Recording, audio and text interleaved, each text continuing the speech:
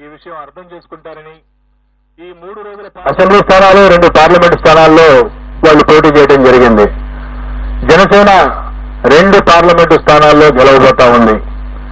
అలాగే అసెంబ్లీ స్థానాల్లో పిఠాపురం నుండి పోటీ చేసినటువంటి జనసేన పార్టీ వ్యవస్థాపక అధ్యక్షులు శ్రీ పవన్ కళ్యాణ్ గారు భారీ మెజార్టీతో గెలవబోతా ఉన్నారు.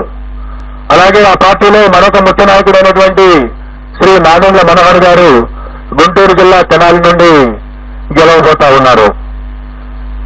తర్వాత తెలుగుదేశం పార్టీ విషయానికి వస్తే తెలుగుదేశం పార్టీ అధ్యక్షులు రాష్ట్ర మాజీ ముఖ్యమంత్రి నారా చంద్రబాబు నాయుడు గారు కొత్తూరు నియోజకవర్గం నుండి భారీ మెజార్టీతో గెలవబోతా ఉన్నారు. అలాగే వారి తనయుడు మాజీ మంత్రి శ్రీ నారా లోకేష్ మంగళగిరి నుండి గెలవబోతా ఉన్నారు. అలాగే నటులు శ్రీ నందమూరి బాలకృష్ణ గారు హిందూపురం నియోజకవర్గం నుండి మంచి మెజారిటీతో గెలవబోతా ఉన్నారు.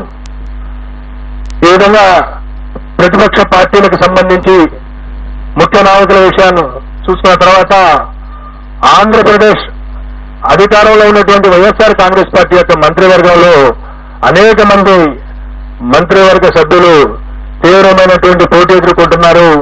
కొద్దిమంది ఓటమి చవిచూడబోతా ఉన్నారు. ఇందులో ముఖ్యంగా మనం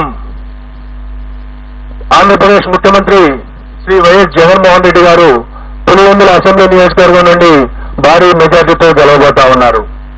అలాగే సిదిరి అప్పలరాజు గారు ప్రస్తుత మంత్రి పలాస నుండి ఓటమి చవిచూడబోతా ఉన్నారు. అలాగే ధర్మాన ప్రసాదరావు గారు శ్రీకాకుళం అసెంబ్లీ నియోజకవర్గం నుండి వారు గట్టి పోటీ ఎదుర్కోబోతున్నారు. నేను ఎక్కడైతే గట్టి పోటీ అని సంబోధిస్తానో అక్కడ మా మార్జిన్ ఆఫ్ ఎర్రర్ ఏదైతే ఉంటుందో +or-3% కు లోబడి ఫలితం ఉండే అవకాశం ఉంటుంది.